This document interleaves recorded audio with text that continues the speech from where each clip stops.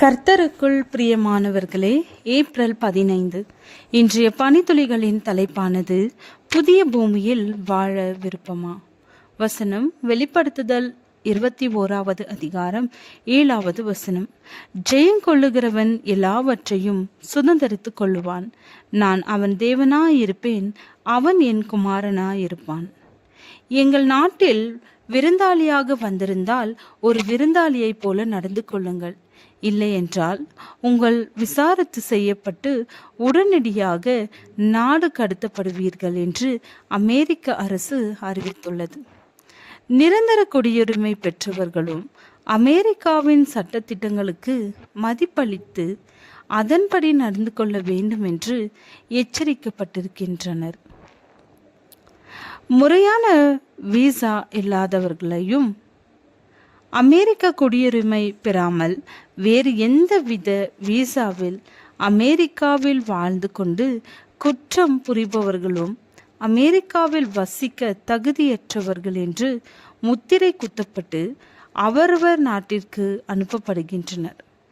இப்படிப்பட்டவர்களால் நாட்டின் பொருளாதாரம் பாதிக்கப்படுவதுடன் நாட்டின் பிரஜைகளுக்கு பல விதங்களில் இடைஞ்சல் உண்டாவதாக அமெரிக்க அரசு குற்றம் சாட்டுகிறது.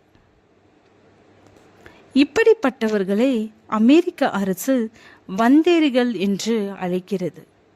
அமெரிக்க நாட்டிற்கு வருவது என்பது ஒரு ஸ்லாக்கியம்.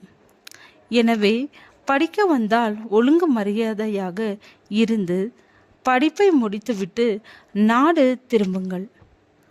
படிக்க வந்த இடத்தில் போராட்டம் போன்ற தேவையில்லாத வேலைகளில் ஈடுபட வேண்டாம். குற்ற செயல்களிலும் ஈடுபட வேண்டாம்.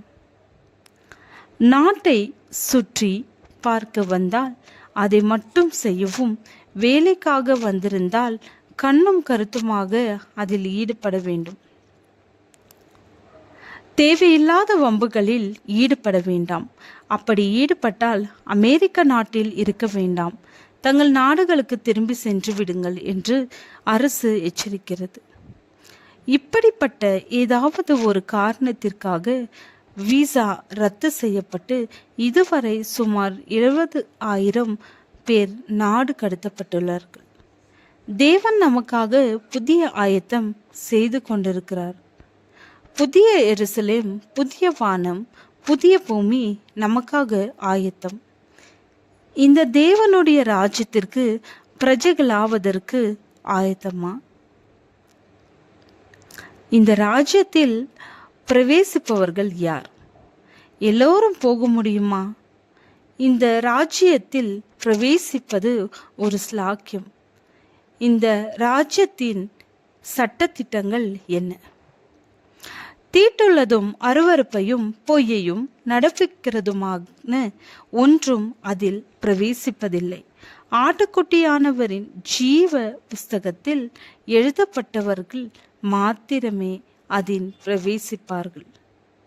வாசல்கள் வழியாய் நகரத்திற்குள் பிரவேசிப்பதற்கு அவருடைய கற்பனைகளின்படி செய்கிறவர்கள் பாக்கியவான்கள். வெளிப்படுத்துதல் 23வது அதிகாரம், வெளிப்படுத்துதல் 22வது அதிகாரம் 13வது வசனம். ஜெபம். பிதாவே, எங்கள் சுய பலத்தால் இந்த புதிய வானம் புதிய பூமியை சுதந்திரிக்க முடியாது. இரக்கமாயிரும். ஆமீன்.